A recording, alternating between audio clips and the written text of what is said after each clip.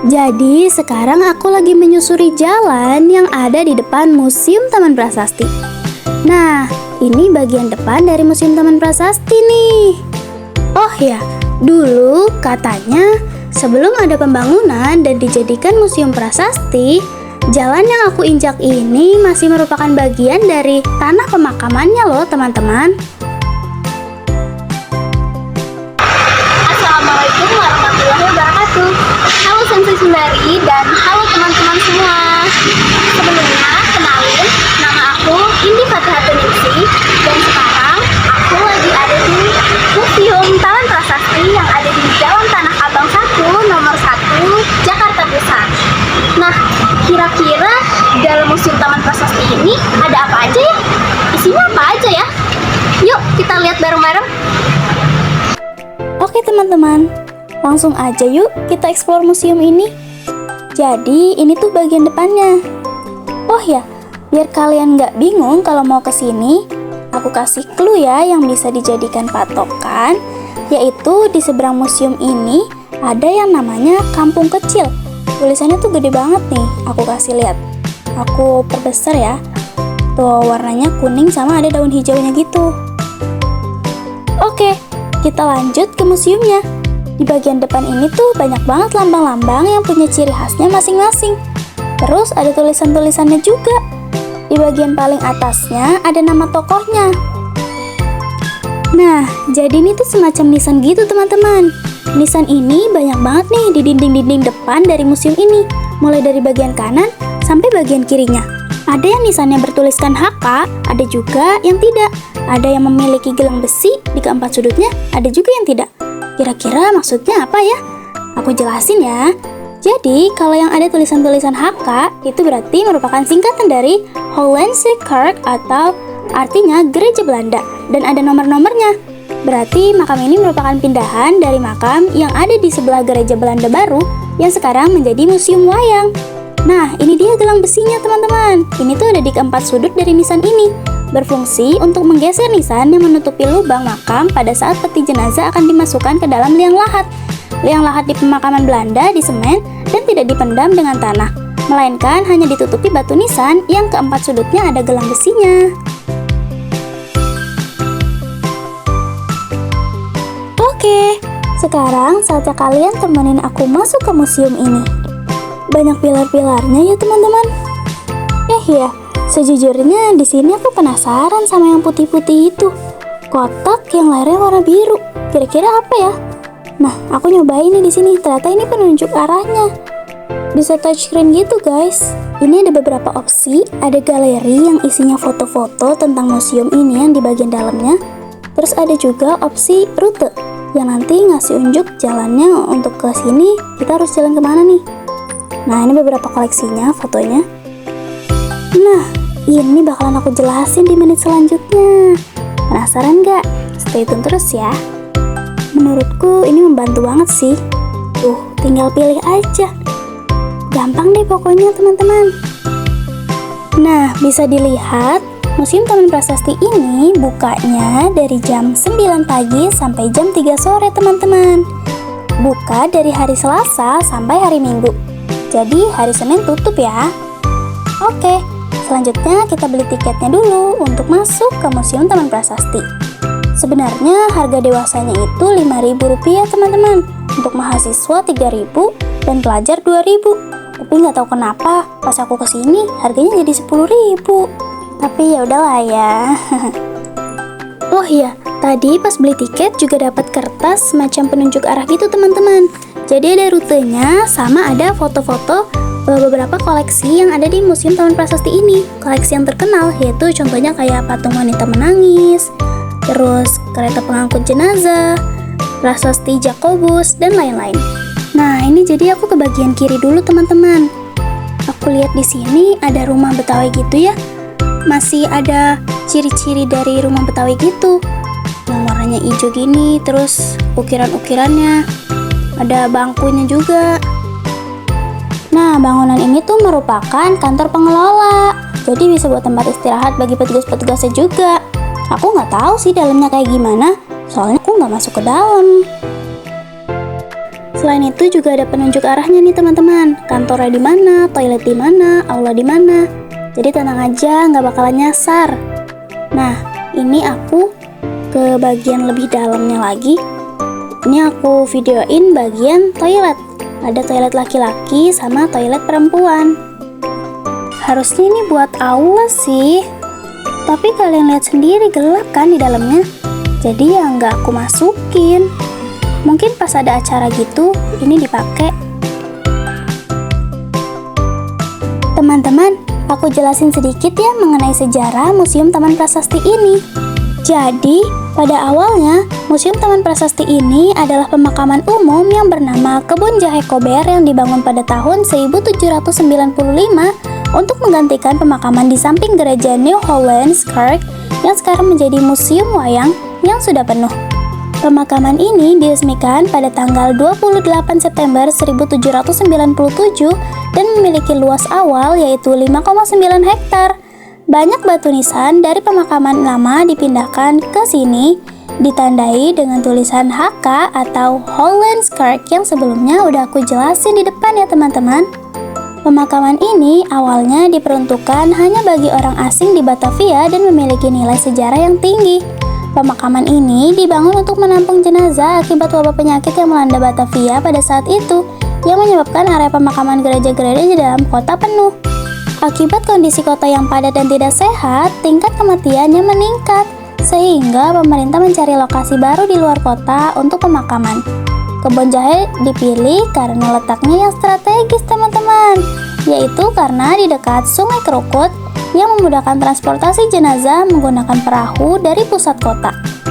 Pada awalnya, pemakaman ini dikhususkan untuk pegawai Belanda dan orang-orang yang disetarakan dengan mereka. Tetapi, seiring waktu, menjadi pemakaman bergengsi bagi tokoh-tokoh penting. Setelah Indonesia merdeka, pemakaman ini dijadikan pemakaman Kristen dan dikelola oleh beberapa yayasan. Pada tahun 1967, pengelolaannya diambil alih oleh Lembaga Pemakaman Jakarta hingga akhirnya ditutup pada tahun 1975 untuk pembangunan kantor Wali Kota Jakarta Pusat. Penutupan pemakaman ini menyebabkan banyak jenazah yang dipindahkan oleh keluarganya ke lokasi lain, seperti ke Tanah Kusir. Banyak pula batu nisan dan patung-patung yang dipindahkan atau rusak selama pembangunan. Waduh, sayang sekali ya teman-teman. Dari sekitar 4.200 batu nisan, hanya 1.372 yang dipilih untuk dipertahankan, dan luas areanya menyusut menjadi 1,3 hektar. Hanya 32 batu nisan yang tetap berada di posisi aslinya. Lalu, pada tanggal 9 Juli 1977, Bapak Gubernur Ali Sadikin meresmikan pemakaman ini sebagai Museum Taman Prasasti yang menyimpan koleksi prasasti, nisan, dan makam dari batu alam, marmer, serta perunggu. Sejak tahun 2003, museum ini dikelola oleh Museum Sejarah Jakarta. Karena perkembangan kota, luasnya kini hanya tersisa 1,3 hektar teman-teman. Tetapi tetap menjadi bagian penting ya dari sejarah Jakarta.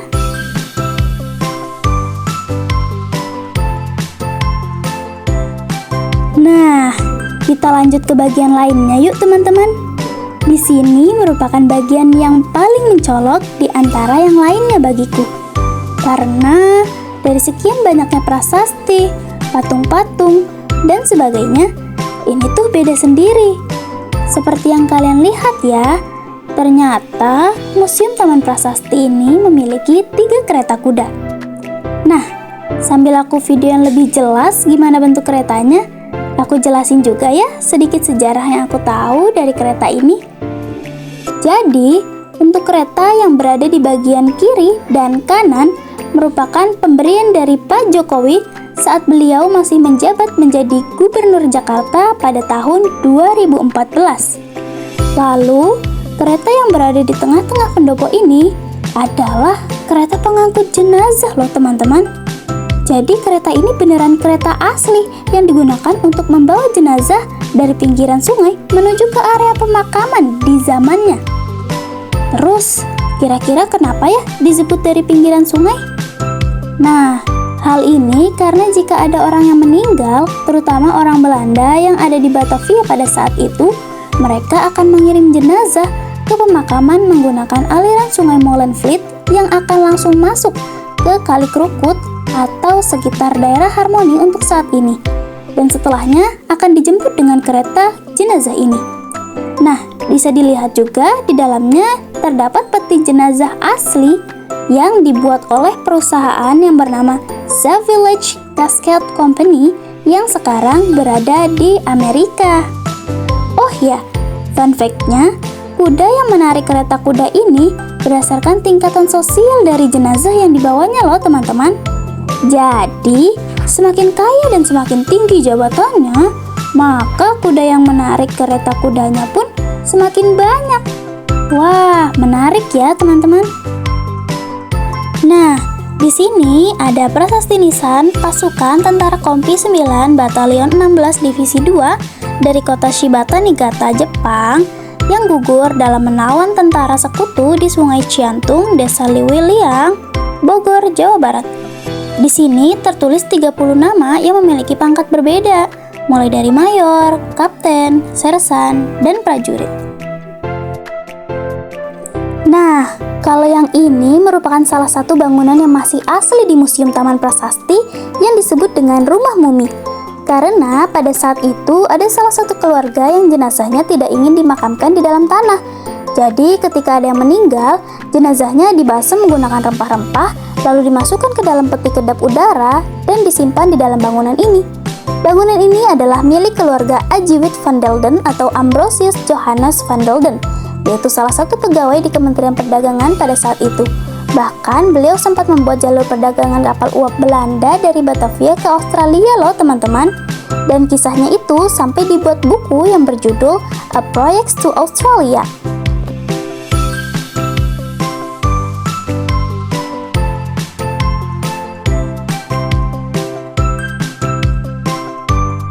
Kalau yang ini merupakan prasasti nisannya Olivia Mariamne Raffles, yang merupakan istri Thomas Stamford Raffles, salah satu prasasti nisan yang paling dicari ketika ada yang berkunjung. Dahulu, Olivia menolak untuk tinggal di Batavia, karena saat itu Batavia sangat padat, kotor, dan tidak sehat. Selain itu, Olivia ini juga suka nih dengan tumbuhan, sehingga ia meminta kepada suaminya untuk ditempatkan di sebuah daerah yang masih asri dan sejuk. Akhirnya, Raffles menempatkan di Buitenzorg atau yang sekarang menjadi Bogor. Di sana, Raffles mendatangkan seseorang dari Inggris untuk mendesain taman yang sekarang kita kenal dengan Kebun Raya Bogor. Tapi sayang sekali, pada tahun 1914, Olivia meninggal dunia karena penyakit malaria. Nah, sambil aku jalan, aku perlihatkan juga ya bagian lain dari Museum Taman Prasasti ini. Nah, kalian lihat kan bahwa banyak sekali koleksi-koleksi yang ada di Museum Taman Prasasti ini? Kira-kira ada berapa banyak ya keseluruhannya? Kalian penasaran nggak? Oke, jadi aku udah sempet cari datanya. Sesuai hasil dari identifikasi tahun 2016, bahwa jumlah koleksi yang ada di Museum Taman Prasasti ini berjumlah 862 buah dengan 20 koleksi unggulannya yang diantaranya yaitu ada makam Sukhoki, Olivia Mariamne Raffles, dan patung wanita menangis.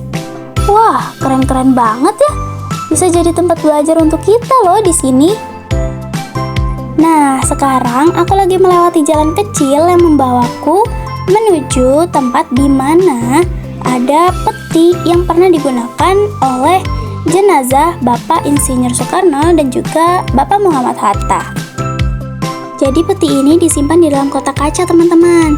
Nah, di kotak kaca ini ada penjelasan-penjelasan lengkap mengenai Bapak Insinyur Soekarno dan juga Bapak Muhammad Hatta.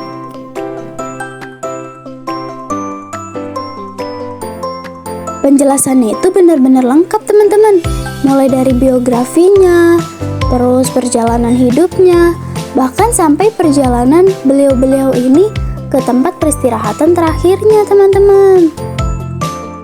Teman-teman tahu nggak Di Museum Taman Prasasti ini terdapat nisan yang di atasnya ada patung yang berdiri tegak, yaitu patung Pastor Hendrikus van der Grinten. Nah, sekarang mau aku samperin nih teman-teman. Jadi, patung atau nisan itu berwarna coklat. Di bagian depan patung itu tertulis Ik ben alles voor allen geworden, yang berarti bagi semua orang aku telah menjadi segala-galanya. Pada nisan tersebut dihiasi dengan relief karyanya semasa hidup. Ada 3 relief, yakni pada sisi kirinya menggambarkan Pastor Grinten yang sedang duduk di tepi ranjang rumah sakit. Kemudian di sebelah kanannya menggambarkan dirinya ketika bercengkrama dengan anak kecil. Di bagian belakangnya juga menggambarkan Yesus yang menggendong seekor anak domba di pundaknya. Selanjutnya, aku mau jelasin salah satu koleksi yang menonjol di museum ini, yaitu Monsignor Walterus Jacobustal, seorang uskup Katolik yang pernah berperan penting dalam sejarah gereja di Indonesia. Monsignor Walterus Jacobustal ini lahir pada tahun 1828 dan meninggal pada tahun 1897. Beliau adalah seorang imam Jesuit yang diangkat menjadi Vikaris Apostolik Batavia, sebuah wilayah gerejawi yang mencakup Hindia Belanda pada masa itu. Sebagai seorang uskup, Monsignor Staal memainkan peran penting dalam pengembangan komunitas Katolik di wilayah tersebut, termasuk pendirian gereja dan juga lembaga pendidikan. Nah, melalui prasasti ini kita dapat memahami lebih dalam mengenai peran penting dari gereja Katolik dan para pemimpinnya dalam sejarah Indonesia. Oh iya, kalau mau nyari musola untuk sholat, di sini juga ada loh teman-teman yang barusan aku shoot itu, yang bangunannya itu masih berbentuk kayu. Jadi jangan khawatir nggak bisa sholat kalau kesini. Sekian penjelasanku di vlog kali ini. Semoga bermanfaat ya teman-teman. Saatnya aku pulang. Bye-bye Museum Taman Prasasti. Wassalamualaikum warahmatullahi wabarakatuh.